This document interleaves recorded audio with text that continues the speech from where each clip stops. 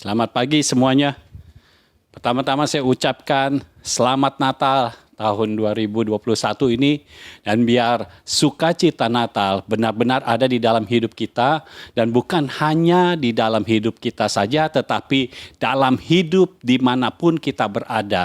Jadi mempengaruhi lingkungan kita, mempengaruhi orang-orang yang ada bersama-sama dengan kita. Saya percaya sukacita Natal ini, damai sejahtera Natal ini bisa ditularkan kepada yang lain.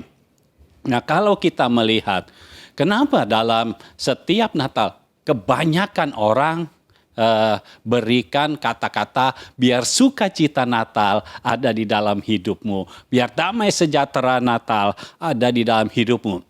Artinya Natal itu punya hal yang luar biasa, memiliki hal yang luar biasa karena selalu ada sukacita. Kalau untuk Natal selalu ada sukacita. Makanya ada lagunya juga, Joy to the World. Ya, jadi sukacita itu bukan hanya ada di Indonesia saja, tetapi juga di seluruh dunia. Nah, kalau kita melihat keadaan seperti itu, kita harus tahu siapa yang dilahirkan pada Natal. Kenapa ada sukacita dan damai sejahtera yang selalu dilontarkan oleh orang-orang. Bahkan ya, kalau kita melihat orang-orang yang tidak merayakan Natal, ketika memberikan ucapan selamat, kata-katanya mirip. Ya, biar damai sejahtera turun atas bumi ini, biar sukacita ada di dalam hidup kita. Nah, saya mau berikan alasannya kenapa Natal itu penuh dengan sukacita. Ini masalah siapa yang dilahirkan. Ya, kalau kita baca dalam Injil Lukas pasal yang pertama, saya langsung saja mulai ayat yang ke-30, kata malaikat itu kepadanya, "Jangan takut, hai Maria, sebab engkau beroleh kasih karunia di hadapan Allah. Sesungguhnya engkau akan mengandung dan akan melahirkan seorang anak laki-laki, dan hendaklah engkau menamai dia Yesus. Ia akan menjadi besar dan akan disebut Anak Allah yang Maha Tinggi. Dan Tuhan Allah akan mengaruniakan kepadanya tahta Daud, bapa leluhurnya. Dan ia akan menjadi raja atas kaum keturunan Yakub sampai selama-lamanya. Dan kerajaannya tidak akan berkesudahan." Lalu ayat yang ke-34, kata Maria kepada malaikat itu, "Bagaimana hal itu mungkin terjadi karena aku belum bersuami?" Jawab malaikat itu kepadanya, "Roh Kudus akan turun atasmu, dan kuasa Allah yang Maha Tinggi akan menaungi engkau. Sebab itu anak yang akan kau lahirkan itu akan disebut Kudus, Anak Allah."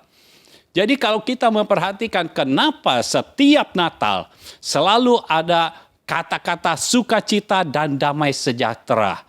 Karena pada Natal ada yang lahir ke dunia. Dan yang lahir ini bukan sembarangan orang. Karena ini disebut Kudus, Anak Allah. Kenapa hanya ini yang disebut kudus? Karena kita tahu ketika kita dilahirkan, kita berdosa. Karena kita mewarisi dosanya Adam. Tetapi ada satu anak yang ketika dilahirkan tidak berdosa, tapi kudus. Jadi perhatikan benih yang ada di dalam kandungan Maria. Sebelum Maria melahirkan Yesus, benih yang ada. Ya, jadi saya mau bicara tentang benih pada saat ini. Yang pertama, benih itu hebat dan kuat. Ya, perhatikan, benih itu hebat dan kuat.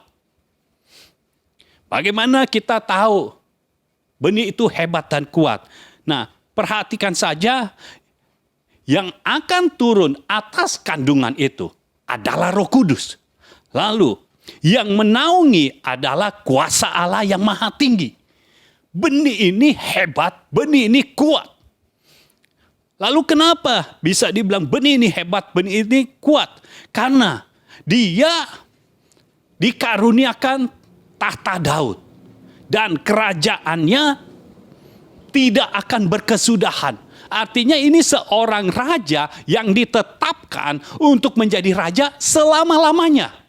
Nah, kita tahu tidak ada seorang pun yang menjadi raja untuk selama-lamanya. Ya, seandainya yang paling panjang itu seumur hidup, tidak selama-lamanya. Tetapi raja yang akan dilahirkan ini adalah raja yang tidak pernah berkesudahan dan akan hidup selama-lamanya. Belum pernah di dunia ini lahir seorang anak yang menjadi raja untuk menjadi raja selama-lamanya. Itu sebabnya benih ini luar biasa, benih ini hebat, benih ini kuat. Ketika ada di dalam kandungan Maria, ini harus pergi kemana-mana, ya, harus balik lagi ke Bethlehem, ya, harus cari penginapan, penginapannya tidak dapat, tapi benih ini tetap bisa dilahirkan karena Roh Kudus yang turun atas Maria dan kuasa Allah yang maha tinggi dinaungi. Benih ini hebat. Benih ini luar biasa karena 3 pribadi Allah ada di dalamnya. Ada Roh Kudus, ada Bapa. Kuasa Allah yang maha tinggi itu adalah kuasa Bapa. Dan benih di dalamnya adalah firman yang menjadi manusia. Dan ketika menjadi manusia diberikan nama Yesus. Jadi ini benih yang hebat dan yang luar biasa. Lalu kalau kita lihat, ini hebatnya di mana lagi? Benih ini dinubuatkan sejak zaman ini ada. Sejak Adam dan Hawa itu ada. Jadi sejak awalnya, sebelum manusia lain ada, hanya Adam dan Hawa. Sejak Adam dan Hawa jatuh dalam dosa, sebelum ada yang dilahirkan kembali, sebelum ada yang memenuhi bumi ini, nubuatan itu sudah ada. Di dalam Kejadian 3 ayat 15. Kejadian pasal 3 ayat yang ke-15.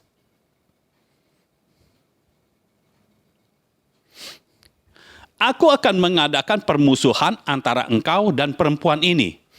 Ini firman Tuhan kepada ular. Lalu, antara keturunanmu dan keturunannya. Keturunannya akan meremukkan kepalamu dan engkau akan meremukkan tumitnya. Jadi, ini sudah dinubuatkan. Kelahiran Yesus dinubuatkan bukan pada saat nabi-nabi itu muncul. Justru ini sudah direncanakan oleh Bapa sendiri pada saat Adam jatuh dalam dosa. Rencana Tuhan itu luar biasa. Begitu sempurna. Ini waktunya masih lama. Masih panjang sekali. Masih panjang, ribuan tahun. Tetapi Bapa sudah punya rencana. Dan di dalam kedaulatannya, pada waktu yang ditentukannya, Yesus akan lahir. Jadi kalau benih yang kita terima adalah benih yang hebat dan kuat. Dan benih ini direncanakan oleh Bapa di sorga. Kalau benih ini ada di dalam kita, artinya setiap benih firman yang ada di dalam kita sesuai dengan waktu Tuhan, pasti akan terlahir. Pasti akan digenapi. Karena kalau Bapa sudah merencanakan, tidak pernah stop, tidak pernah berhenti pada perencanaan saja. Harus ada penggenapannya. Ya, Bapa di sorga tidak pernah merencanakan sesuatu lalu ditinggalkan rencananya begitu saja. Lalu berganti perencanaannya. Tidak pernah. Perencanaannya dilakukan pasti ada penggenapannya. Ya, ketika Bapa merencanakan sesuatu, itu sama dengan penggenapan. Ya, tidak ada satupun yang direncanakan oleh Bapa yang menjadi gagal. Kalau dikatakan, tapi Adam diciptakan oleh Bapa di sorga. Diciptakan oleh Allah. tapi gagal. Yang gagal bukan Allah, yang gagal bukan Bapa, tetapi Adam. Justru kegagalan Adam yang seharusnya membuat dunia ini menjadi merana, menjadi sengsara. Bapa mengubahkannya. Bapa mengubahkannya menjadi kebaikan. Kenapa? Karena di tengah-tengah dosanya Adam, di tengah-tengah kejatuhan Adam, Tuhan masuk, Bapa memasukkan rencananya, yaitu seorang anak, keturunan dari perempuan ini, keturunan dari perempuan akan meremukkan kepala ular. Ular adalah lambang setan, lambang iblis, lambang Lucifer. Keturunan dari perempuan ini akan meremukkan kepala dari ular. Ketika Adam jatuh dalam dosa, semua manusia sebelum dilahirkan saja sudah ada benih dosanya.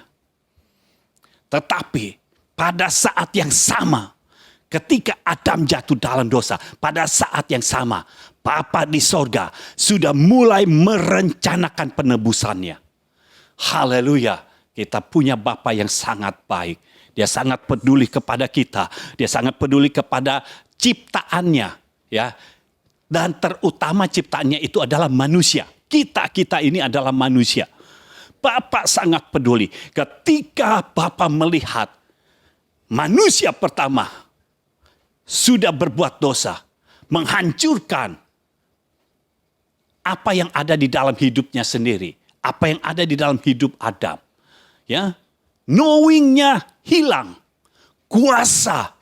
Ketika di Taman Eden, Adam begitu berkuasa. Tetapi ketika jatuh dalam dosa, kuasanya hilang. Dan waktu persekutuannya dengan Tuhan, yang tadinya setiap sore, dikatakan setiap sore Adam mendengar langkah kaki Tuhan. Tapi sejak Adam jatuh dalam dosa, langkah kaki Tuhan tidak pernah terdengar lagi. Dan Bapa tahu akan hal ini. Bapa maha tahu. Kita yang banyak tidak tahu. Di dalam kemahatauannya, Bapa menyediakan penebusan supaya apa? Supaya manusia bisa mendengar lagi jejak langkah kaki Tuhan di muka bumi ini. Dan saya percaya setiap orang yang di dalamnya ada benih dari anak Allah ini, maka sekarang ini kita bisa mendengarkan langkah kaki Tuhan sedang berjalan untuk bersekutu dengan kita. Dan ketika kita meresponi dengan tepat, kita akan menikmati hubungan yang sangat intens dengan Bapa di sorga. Ya Allah yang luar biasa. Oh haleluya, rencananya sangat sempurna. Lalu kita lihat benih ini dijanjikan untuk menaklukkan pribadi yang kalah. Ya, benih ini dijanjikan untuk menaklukkan pribadi yang kalah. Jadi dari keturunan wanita, ya dari keturunan perempuan akan dilahirkan. Bukan semuanya, bukan semua keturunan dari wanita akan menaklukkan. Tetapi ada yang sulung terlebih dahulu, yaitu Yesus Kristus yang harus dilahirkan terlebih dahulu. Karena sebelum Yesus, setiap orang yang lahir itu sudah menjadi hamba dosa. Ya, dipenuhi dengan dosa. Tetapi sejak Yesus Kristus lahir, ketika orang menerima benih firman yang berasal dari Tuhan, maka dosa sudah tidak ada lagi. Dosa sudah tidak berpengaruh dalam kehidupan orang percaya lagi. Ya. Nah, pribadi yang kalah itu siapa? Iblis. Iblis itu dikalahkan pertama kali bukan di alam maut. Bukan oleh Yesus Kristus di alam maut. Tetapi dikalahkan di sorga. Saudara kalau baca Alkitab, saudara atau mungkin pernah dengar kisah tentang iblis memberontak ya kepada Bapa di sorga. Di sorga ada 3 malaikat. Ya, ada Mikael malaikat perang, ada Gabriel malaikat pesan, dan ada Lucifer atau yang kita kenal sekarang iblis, setan, naga, ular tua. Ya, pokoknya itu semua sama. Ya. Nah ini malaikat seni. Tetapi Lucifer ini ciptaan dari Tuhan. Tapi dia mau menyamakan diri dengan Tuhan.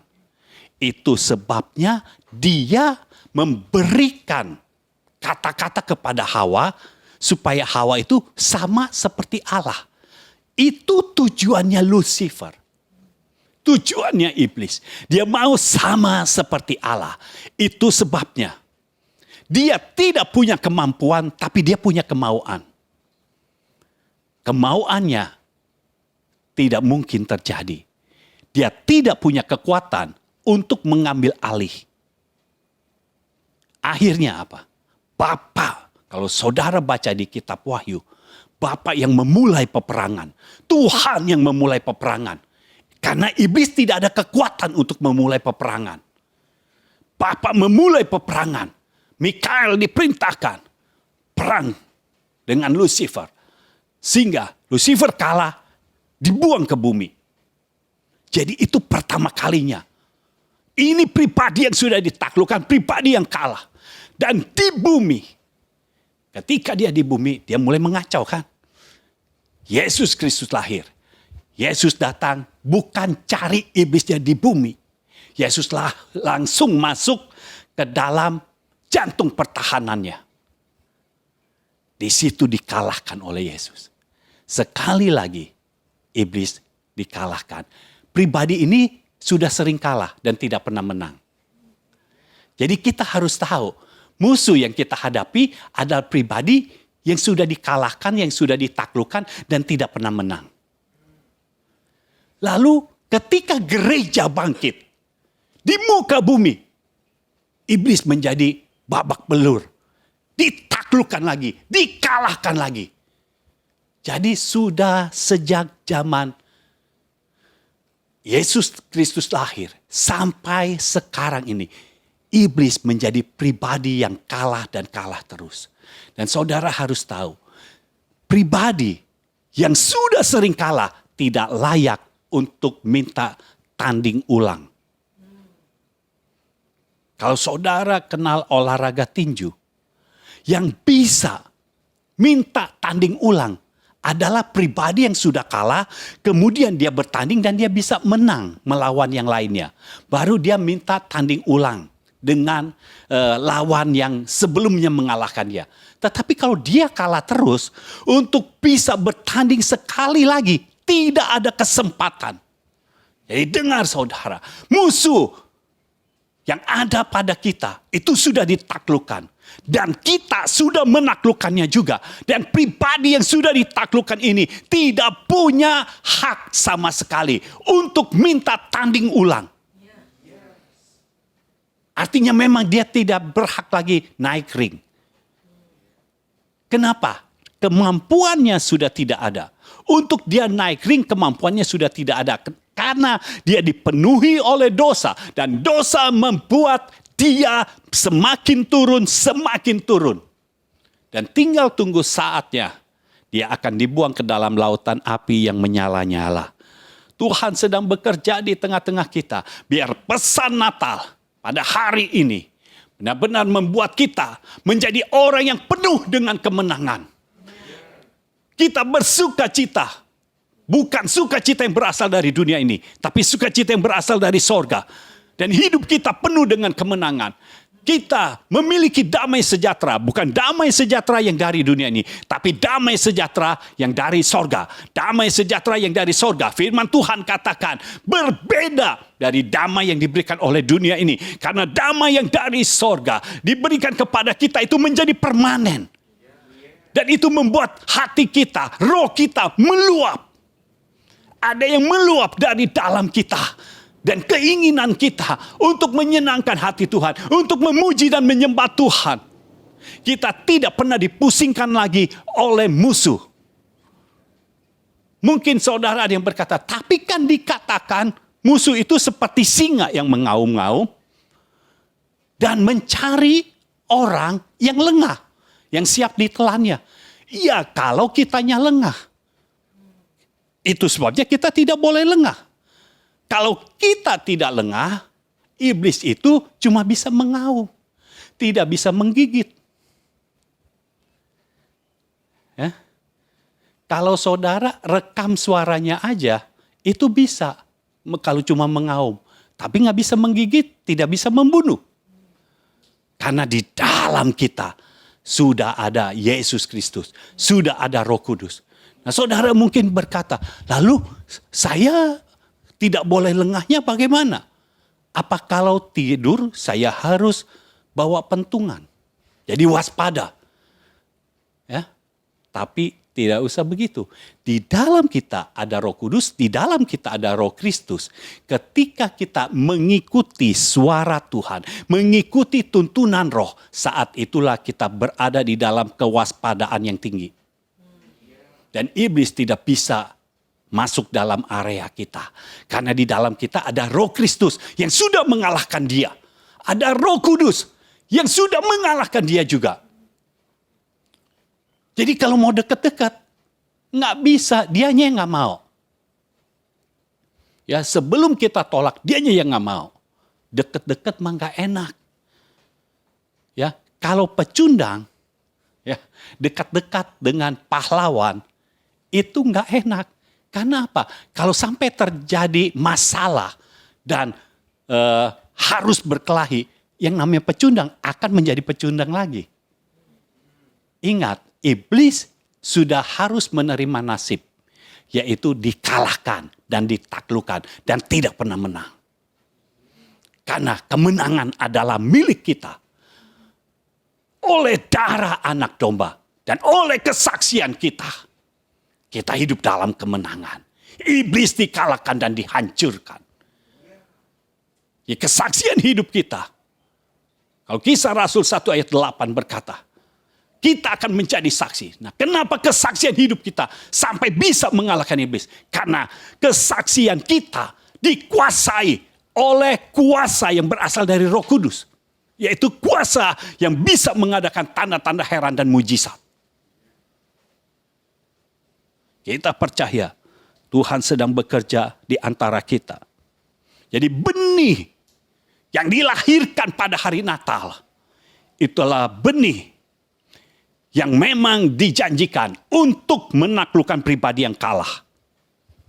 Lalu, poin yang keempat, di saya sudah keempat. Ya, saudara nggak tahu poin berapa, ikutin aja sekarang poin keempat pokoknya. Ya. Poin yang keempat tentang benih, memisahkan destiny iblis dan destiny manusia. Nah, kalau kita lihat di dalam ayatnya Kejadian pasal 3, Tuhan memisahkan ular dan Hawa. Ya, ular, Hawa, Adam. Jadi masing-masing ada destiny-nya. Tadinya kan mereka mau menyatu.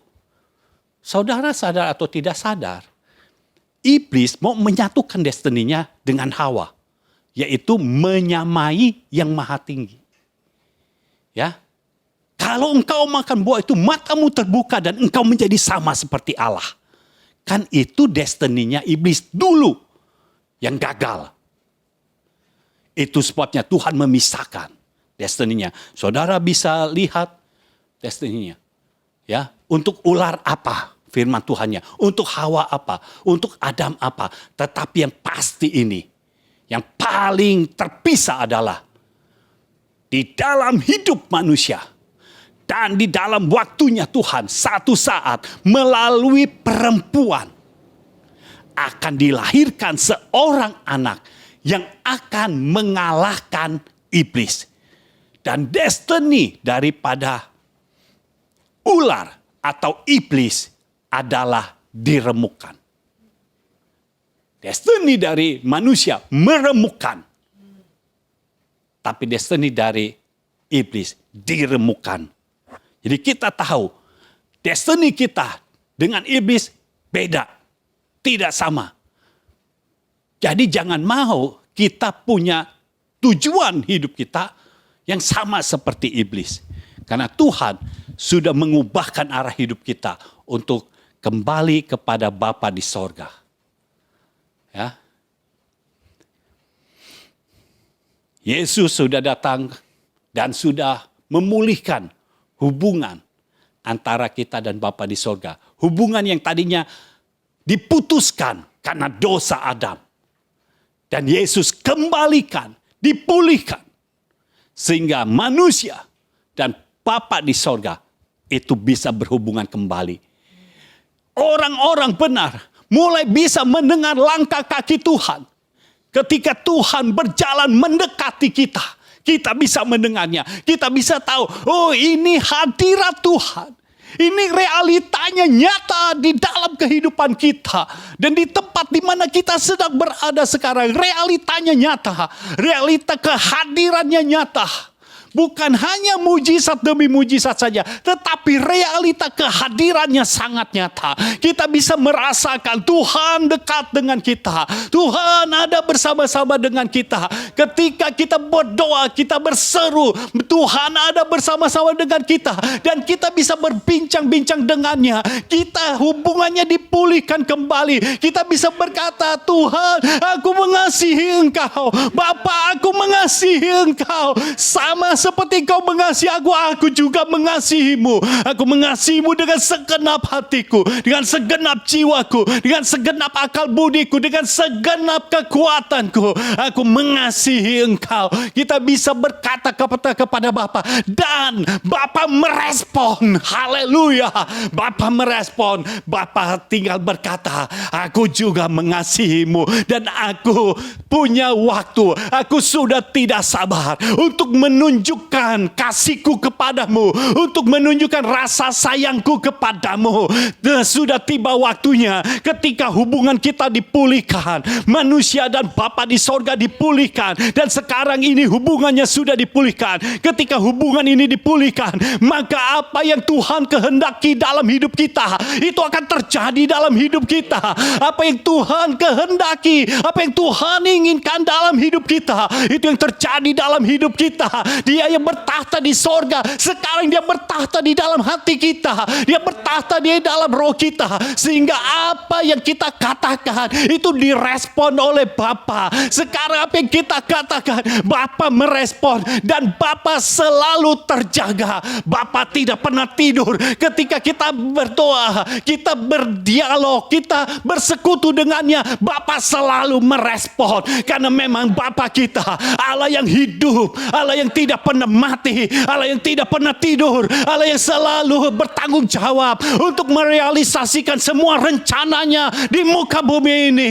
Dan Tuhan yang bekerja di tengah-tengah kita, Dia akan bekerja melalui kita juga. Bukan hanya di dalam kita, tetapi melalui kita, sehingga menjamah orang-orang yang lain, menjamah setiap orang-orang yang ada di sekitar kita, sehingga seorang-orang di sekitar kita mulai bisa menikmati ada realita hadirat Tuhan. Oh, sekeras apapun orang yang tidak mau berubah, ketika realita hadirat Tuhan hadir, maka orang itu akan diubahkan. Karena ada kuasa untuk mengubahkan orang. Kuasa yang ada di dalam kita, itu kuasa untuk bisa mengubahkan orang sekeras apapun juga. Haleluya. Haleluya. Dia Allah kita yang luar biasa. Ketika hubungan dipulihkan, ini menjadi hubungan yang tertinggi. Itu sebabnya kita punya panggilan yang tertinggi juga, untuk kita bisa menyembah Tuhan. Ya, kita menyembah Tuhan karena memang Tuhan layak disembah. Kita mau menyembah Tuhan dan kita mengabdi. Kita menjadi abdinya Tuhan. Artinya apa kalau menjadi abdi? Kita melakukan bukan yang kita inginkan lagi. Kita melakukan melakukan apa yang Tuhan inginkan. Kita melakukan apa yang Tuhan mau dari hidup kita.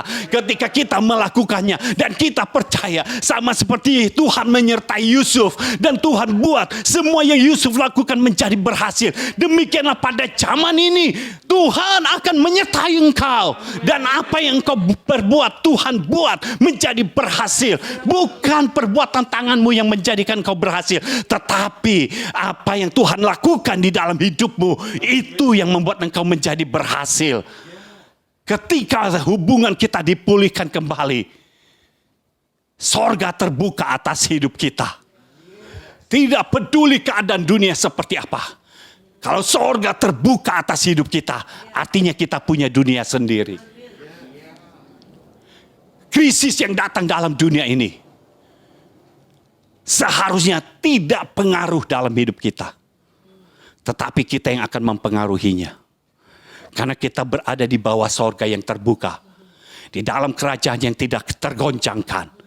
Kita yang akan berdiri kalau di sekitar kita. Karena kitab Mazmur berkata, kita akan tetap tegak berdiri walaupun 10.000 rebah di kiri kita, ya, berlaksa di kanan kita, semuanya rebah, dan tinggal kita yang tetap berdiri. Kita akan diberikan kekuatan untuk mengangkat yang rebah itu berdiri. Diberikan kekuatan mengangkat yang rebah itu berdiri. Itu sebabnya, ayo saudara bangkit di dalam nama Tuhan. Engkau bangkit, pulihkan kembali hubungan dengan Bapa di sorga. Engkau hanya tinggal menerima Yesus dan percaya kepada Yesus, maka engkau dipulihkan. Hubunganmu dipulihkan dengan Allah. Dan ketika engkau berdoa, engkau bisa memanggilnya dengan sebutan Bapa. Ketika engkau panggil Bapa, Bapa akan merespon. Haleluya. Karena apa? Ketika Bapa melihat kita, bukan orang berdosa lagi. Bapa melihat Yesus Kristus yang tanpa dosa. Karena di dalam kita ada Roh Kristus. Ini orang tanpa dosa. Di hadapan Bapa, ini tanpa dosa. Itu sebabnya hubungan kita dipulihkan. Dan ketika hubungan kita dipulihkan, oh, ada kekuatan yang besar. Kalau saudara baca di kitab Yesaya, oh, Tuhan berkata, ketika engkau menanti-nantikan Tuhan, engkau diberikan kekuatan yang baru. Nah, kekuatan yang baru ini bukan kekuatan kita itu seperti diberikan kekuatan ulang. Bukan seperti itu. Tapi firman Tuhan di kitab Yesaya berkata, Tuhan memberikan kekuatannya kepada kita. Artinya bukan kekuatan kita yang diulang, tetapi kekuatan Tuhan ditambahkan kepada kita. Di dalam kita ada kekuatan Allah. Itu sebabnya ketika orang benar melangkah, musuh tidak berani macam-macam. Kenapa? Di dalam kita ada kekuatan yang pernah mengalahkan dia. Ada kekuatan yang pernah menaklukkan dia. Dan kalau kita mengetahui posisi kita, kita tahu kita akan berjalan dengan penuh kemenangan. Bukan dengan kesombongan, tetapi dengan kemenangan. Orang sombong belum menang, belum tentu menang. Dan orang menang juga tidak perlu sombong. Kita berjalan dalam kemenangan, demi kemenangan. Dan kita akan melihat ketika kita berjalan dari kemenangan kepada kemenangan, kemuliaan dari Tuhan akan turun atas kita. Sehingga kita akan berjalan dari kemuliaan kepada kemuliaan. Ya Allah kita yang luar biasa. Selamat Natal semuanya, selamat datang di dalam Natal yang sebenarnya. Di mana di dalamnya ada sukacita dan damai sejahtera yang berasal dari Tuhan kita. Ini inisiatif dari Bapa dan terimalah ketika engkau membuka hati. Natal hari ini, Natal tahun ini menjadi Natal yang sangat berbeda di dalam hidupmu. Masih ada 1 minggu lagi untuk menuju tahun yang baru. Tapi saya percaya 1 minggu ini Tuhan akan berbuat sesuatu. Ada hal-hal yang baru terjadi dalam hidupmu. Sehingga engkau mulai bisa merasakan, ya aku tahu Bapakku merespon setiap kali aku berseru kepadanya. Setiap kali aku bersekutu dengannya, Bapa selalu merespon. Ada sesuatu yang baru. Buat Tuhan melakukan mujizat tidak perlu sampai 1 hari. Buat Tuhan membuat mujizat itu sama seperti saudara tidak tinggal menjentikan jari saja, jadi. Kalau sudah jadi, saudara tahu Tuhan tidak perlu waktu 1 minggu. Kita masih ada 1 minggu untuk menuju tahun yang baru. Tetapi waktu seminggu itu sangat cukup untuk Tuhan buat mujizat dalam hidupmu. Haleluya. Ya Allah, kita yang luar biasa. Lanjut, poin yang kelima. Poin yang kelima. Masing-masing benih memiliki kehidupan di dalamnya. Jadi kalau saudara punya benih, atau saudara menjadi benihnya sendiri. Nah, benih itu memiliki kehidupan. Begini aja, benih ini, benih firman menjadi manusia itu ada di dalam diri Yesus Kristus. Yesus Kristus adalah yang sulung. Ya, karena Yesus yang membawa kita kembali kepada Bapa, dia adalah manusia, secara manusia. Ini yang sulung di hadapan Bapa. Dan kita yang sudah ditebus, kita yang berikutnya. Tetapi bukan berarti kita jadi anak bungsu atau anak yang kedua. Pengertian yang sulung karena Yesus yang memulai. Ya. Nah, kita yang mendapatkan benih atau kita benihnya sendiri. Artinya kita punya kehidupan sendiri. Itu yang pertama. Yesus punya kehidupan sendiri, kita punya kehidupan sendiri. Nanti yang lain punya kehidupan sendiri juga. Tetapi semuanya mengarah kepada Bapa di sorga. Sehingga masing-masing orang diberikan talenta yang berbeda-beda. Ya. Kapasitasnya juga berbeda-beda. Punya kemampuan berbeda-beda. Supaya apa? Ketika disatukan, maka lengkaplah tubuh Kristus. Ya.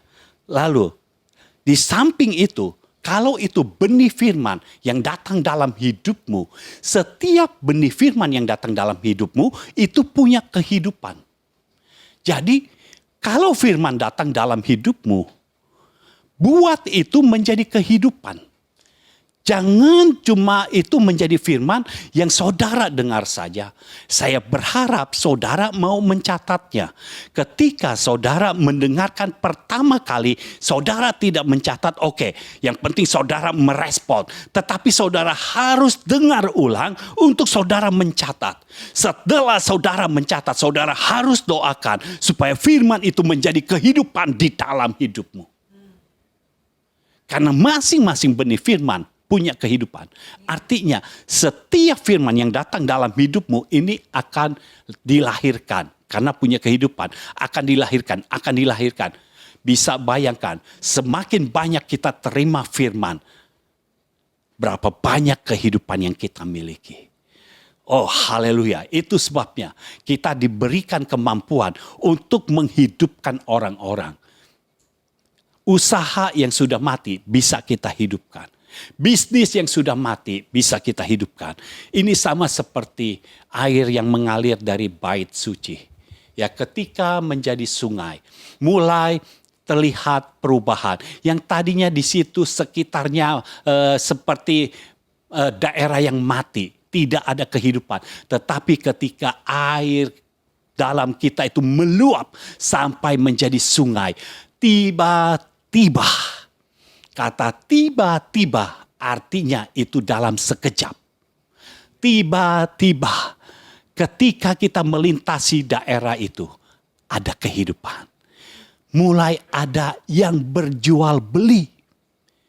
Lalu dari mana mereka punya kemampuan untuk membeli? Sedangkan sebelumnya daerah itu gersang. Daerah itu mati. Tetapi dengan kita mulai meningkatkan level air kehidupan itu di dalam kita. Itu berdampak kepada yang lain. Kehidupan orang lain menjadi punya kehidupan juga. Yang tadinya mati mulai hidup. Mereka diberikan kemampuan untuk membeli. Dan yang lain diberikan kemampuan untuk menjual. Produknya dari mana? Disediakan. Jadi di situ mulai ada jual beli.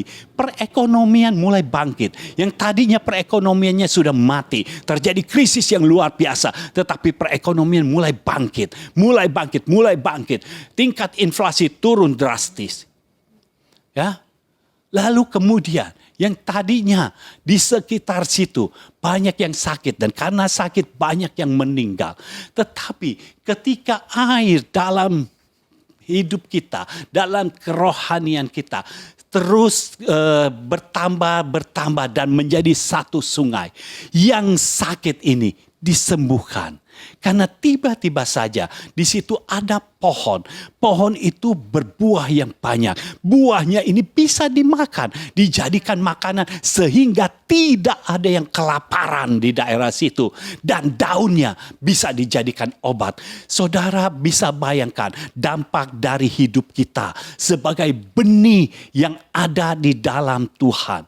Ketika kita menjadi sesungai, kapasitas roh kita terus ditambahkan menjadi sesungai. Tanpa kita sentuh bahkan. Orang-orang di sekitar situ tanpa disentuh. Mereka merasakan dampak dan mereka disembuhkan. Haleluya. Haleluya. Firman Tuhan katakan. Pada zaman akhir ini. Kita akan meletakkan tangan atas orang sakit dan orang sakit akan sembuh. Jadi sebelum kita berdoa, baru kita meletakkan tangan saja, orang sakit sudah sembuh. Tetapi kita melihat di dalam Kisah Para Rasul, ada berapa banyak orang sakit yang tidak dijamah tapi sembuh. Berapa banyak orang yang terkena bayangan Petrus, sakit menjadi sembuh. Ketika bayangan Petrus menyentuh orang itu, Petrus tidak menyentuhnya. Tidak meletakkan tangannya. Karena apa? Ketika Roh Kudus dicurahkan, terjadi progresivitas yang tinggi. Haleluya.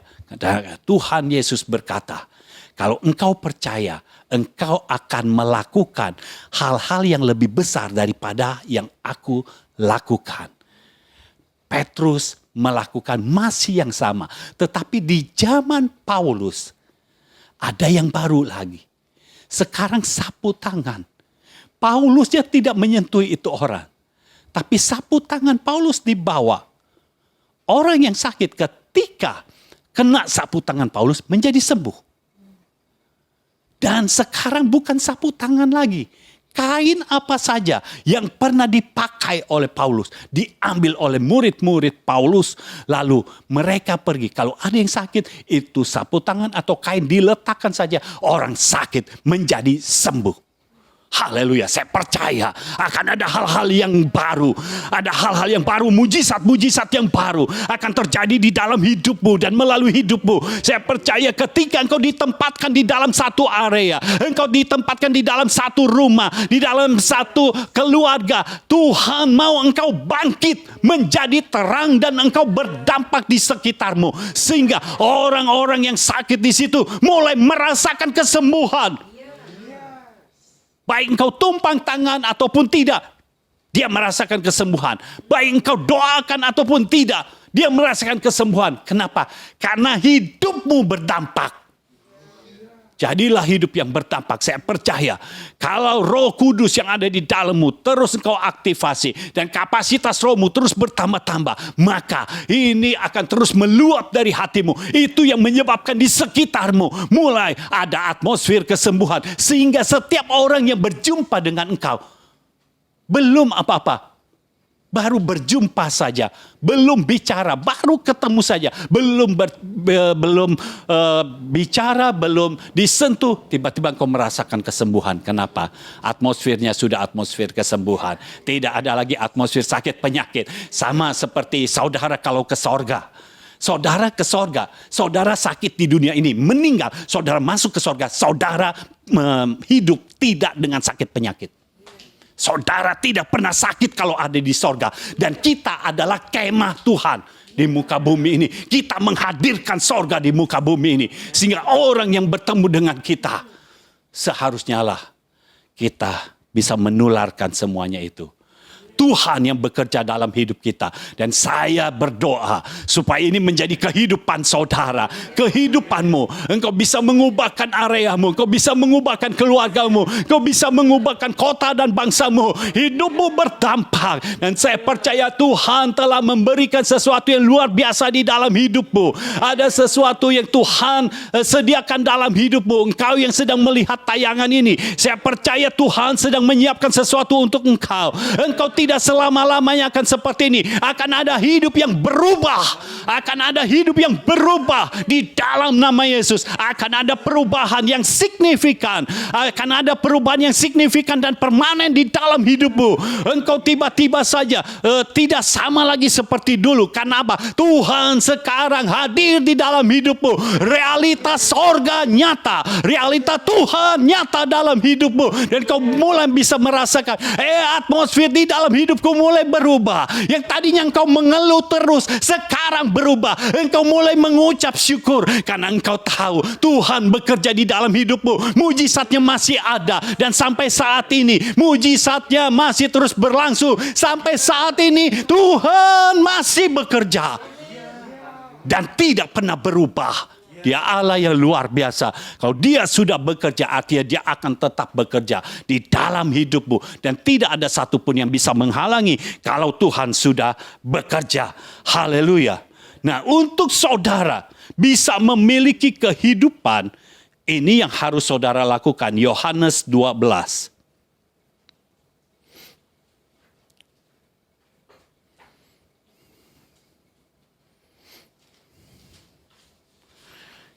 Yohanes 12, kita baca ayat 24 sampai ayat 26.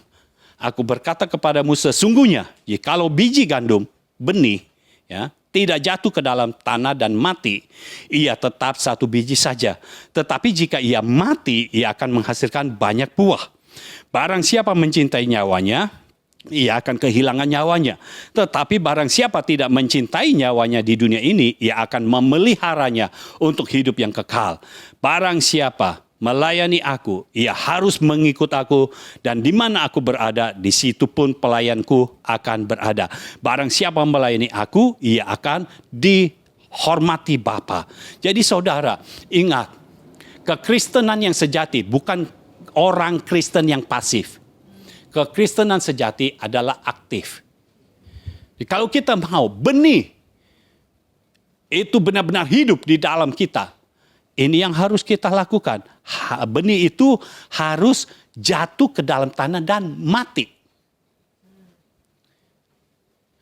Kita harus mati. Kalau orang mati artinya tidak punya keinginan. Orang mati tidak punya kehendak. Serahkan free willmu. Serahkan kehendak bebasmu kepada Tuhan. Ketika kita memberikan, menyerahkan hak kita kepada Tuhan, pada saat itulah hak yang dari Tuhan diberikan kepada kita, yaitu hak seorang anak. Haleluya. Kita punya hak untuk memilih dengan bebas. Tetapi ketika kita menyerahkan ke dalam tangan Tuhan, kita akan punya hak seorang anak. Selama saudara tidak menyerahkan hak bebas saudara, bagaimana mungkin Tuhan bisa memberikan hak seorang anak? Karena kalau Bapa di sorga berikan hak seorang anak, artinya saudara punya otoritas. Dan kalau saudara masih tetap berpegang kepada keinginanmu sendiri, itu bahaya saudara. Serahkan hak bebasmu kepada Tuhan. Mari kita hidup dari hak yang diberikan Tuhan kepada kita. Sebagai anak Allah. Sebagai anak Allah artinya kita merepresentasikan Allah. Karena kalau sebagai anak, kita harus merepresentasikan Bapa kita. Kalau kita anak, orang-orang yang melihat kita seharusnya tahu kita ini anak siapa. Jangan kita sudah menyebut anak Allah, tapi kelakuan kita bukan seperti anak Allah. Anak Allah bukan bicara semua yang kita mau itu dipenuhi. Bukan. Anak Allah, semua yang kita butuhkan akan dipenuhi. Tetapi semua yang kita mau, kita serahkan kepada Tuhan. Dan apa yang Tuhan mau, itu yang ada di dalam kita. Jadi saudara jangan salah. Saudara begitu tahu posisi saudara sebagai anak Allah, saudara sewenang-wenang. Kalau saudara mau sesuatu, saudara tinggal bilang, saya mau ini. Dan orang harus memberinya kepadamu. Tidak bisa. Itu bukan anak Allah. Itu anak pencuri. Dan kita tahu pencuri itu siapa. Kita adalah anak Allah. Untuk merepresentasikan Allah sendiri. Haleluya. Barang siapa mencintai nyawanya, ia akan kehilangan. Jadi kita tidak boleh mencintai nyawa kita. Saudara mungkin, berdoa itu susah. Mau doa meluap-luap, susah. Doa bahasa roh, meluap-luap, susah.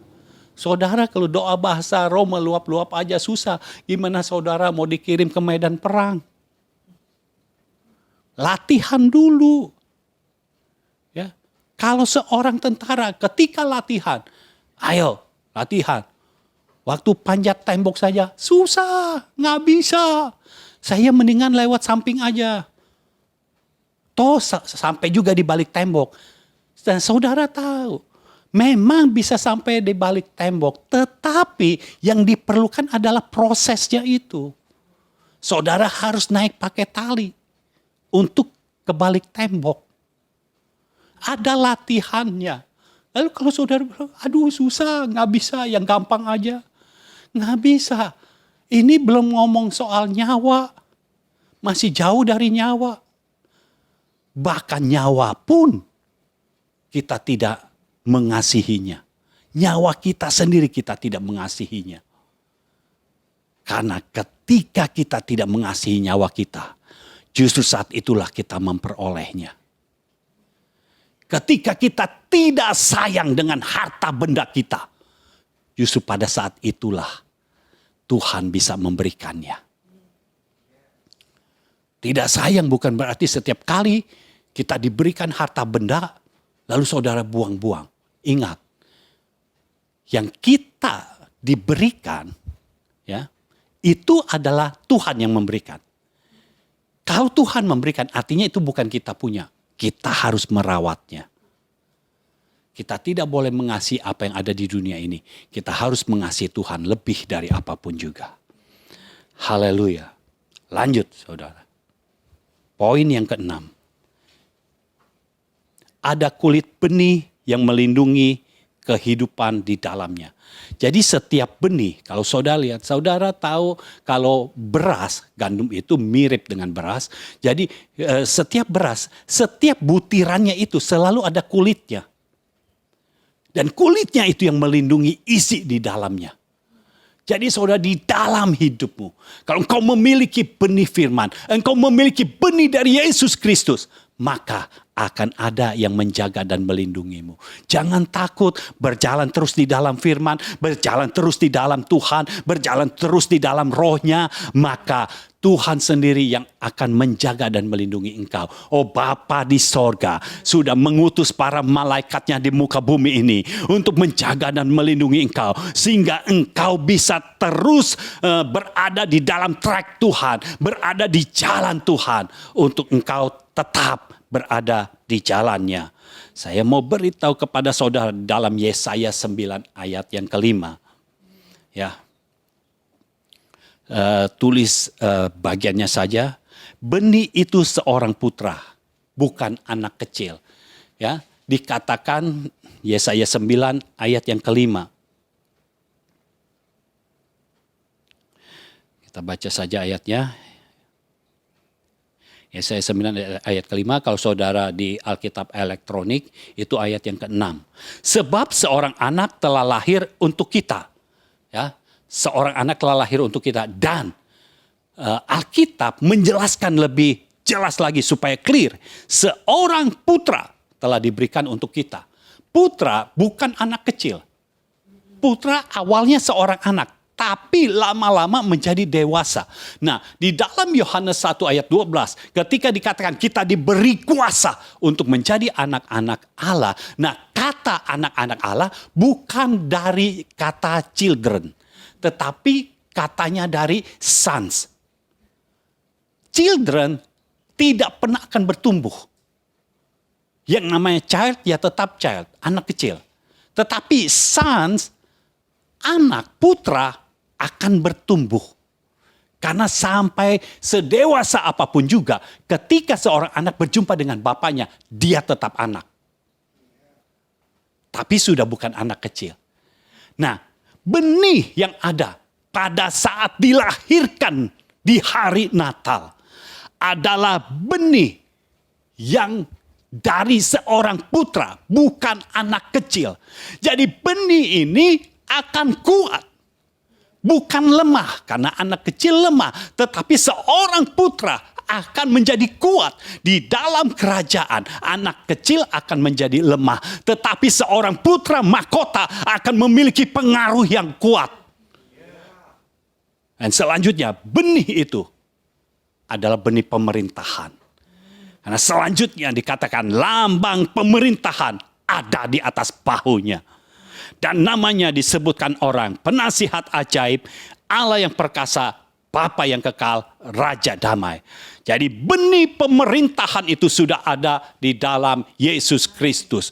Ketika dia menjadi raja, dan sekarang ini dia menjadi raja. Karena dia duduk di sebelah kanan tahta Allah Bapa. Dan dia menjadi raja untuk selama-lamanya.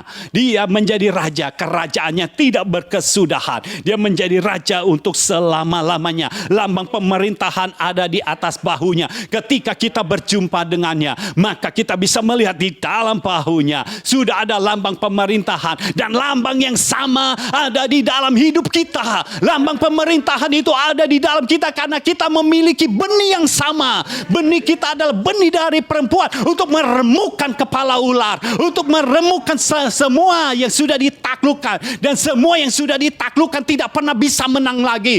Kita menaklukkan semua yang sudah ditaklukkan, kita mengalahkan semua yang sudah dikalahkan, dan di dalam hidup kita akan memerintah bersama dengan raja di atas segala raja. Kita akan memerintah bersama dengan Yesus Kristus. Itu sebabnya jangan lagi, saudara, jangan lagi berdoa secara memelas. Ini waktunya engkau memerintah. Ketika engkau tahu ada firman, engkau berkata-kata, engkau berdoa, engkau berkata-kata, engkau doa bahasa roh, engkau berkata-kata, engkau menarik turun hadirat Tuhan, engkau menarik turun suasana sorga, dan suasana sorga ada di dalam hidupmu. Ketika ada di dalam hidupmu, engkau membawa suasana sorga ini kemanapun engkau pergi. Orang-orang bisa merasakan suasana sorga. Dan saya percaya apa yang pernah terjadi pada tokoh-tokoh Alkitab, apa yang pernah terjadi pada tokoh-tokoh kebangunan rohani akan terjadi sekarang ini dalam kehidupan kita. Generasi ini sedang dibangkitkan Tuhan untuk membawa kebangunan rohani di tengah-tengah dunia ini, di mana kita berada ada kebangunan rohani, karena benih ini adalah benih pemerintahan. Akan ada pemerintahan yang baru, pemerintahan dari orang-orang benar. Itu sebabnya ini waktunya di dalam doamu mulai memerintah. Jangan diam saja, jangan mengeluh saja, jangan melihat perkaramu saja, jangan melihat kebutuhanmu saja. Saya percaya ketika engkau berjalan di dalam Tuhan, engkau hanya memikirkan keinginan dan kehendak Tuhan, maka semua kebutuhan kita dipenuhi oleh Bapa di sorga. Apa yang dicari oleh bangsa yang tidak mengenal Allah, itu yang disediakan oleh Bapa di sorga untuk kita, dan kita tidak mencarinya. Yang kita lakukan di dunia ini adalah kita berjalan untuk menunaikan tugas kerajaan, untuk melakukan agenda sorga, sehingga apa yang Tuhan inginkan melalui kita di bumi ini akan terwujud di muka bumi ini. Kita menjadi partnernya Tuhan kita menjadi partner dari Bapa di sorga. Kita anak yang merepresentasikan Bapa kita, dan lambang pemerintahan ada di atas bahu kita, sehingga kita memerintah di dalam doa, kita memerintah di dalam roh, dan kita akan melihat perubahan demi perubahan akan terjadi.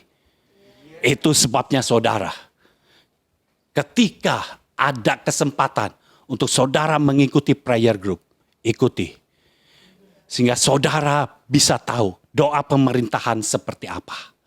Saudara ikuti dan saudara bisa melihat bahwa Tuhan sedang bekerja di tengah-tengah kita. Dia masih bekerja. Tuhan masih bekerja. Dan sampai saat ini, Dia tetap bekerja, mujizatnya tetap ada. Dan sampai saat ini mujizatnya terus berlangsung dan akan terus berlangsung. Amin. Angkat tanganmu, kita berdoa. Bapa di surga, kami mengucap syukur kepadamu untuk hari ini, Natal yang spesial bagi kami, di mana kami diberikan benih yang luar biasa, benih yang hebat dan kuat, dan melalui benih ini kami sudah diangkat menjadi anak-Mu Tuhan, untuk merepresentasikan Engkau di muka bumi ini, dan kami percaya kami sudah diberikan lambang pemerintahan itu yang ada di atas bahu Yesus Kristus awalnya. Sekarang lambang itu ada di atas bahu kami juga, dan kami akan berdoa secara berbeda. Kami akan mulai memerintah seperti apa yang Kau perintahkan dalam hidup kami. Kami percaya kami tidak mengasihi nyawa kami sendiri, tetapi kami mengasihi Engkau Tuhan. Engkau yang bekerja dalam kehidupan kami, nyatakan kehidupan-Mu dalam kehidupan kami, sehingga orang-orang di sekitar kami bisa merasakan realita kehadiran-Mu ada di dalam kehidupan kami. Terima kasih Bapa, kami mengucap syukur untuk benih pemerintahan yang Kau berikan kepada kami. Di dalam nama Yesus Kristus kami berdoa dan mengucapkan syukur. Amin. Amin. Amin. Haleluya. Saudara yang dikasihi Tuhan, sekali lagi saya ucapkan selamat Natal. Merry Christmas. Ya, biar melalui Natal kali ini, saudara hidup di dalam kemenangan demi kemenangan. Dan saya percaya kalau saudara mengikuti firman yang ada dan saudara hidup di dalamnya, kehidupan saudara akan berubah. Dan bukan hanya saudara saja yang berubah, tapi orang-orang di sekitarmu akan mengalami perubahan. Ya, di dalam minggu ini kita tidak ada prayer group karena ini minggu Natal, ya liburan dulu ya. Tahun depan baru kita adakan kembali, dan di tanggal 1 Januari, tepat tanggal 1 Januari kita ada JGF yang dimulai pukul 10 ya. Ikut live streamingnya, jangan terlambat, karena saya percaya akan ada pesan Tuhan untuk memasuki tahun yang baru, sehingga saudara dipersiapkan ketika memasuki tahun yang baru. Saudara tahu saudara mau melangkah seperti apa. Ya, saya rasa demikian saja sudah selesai. Tuhan memberkati saudara semuanya. Amin.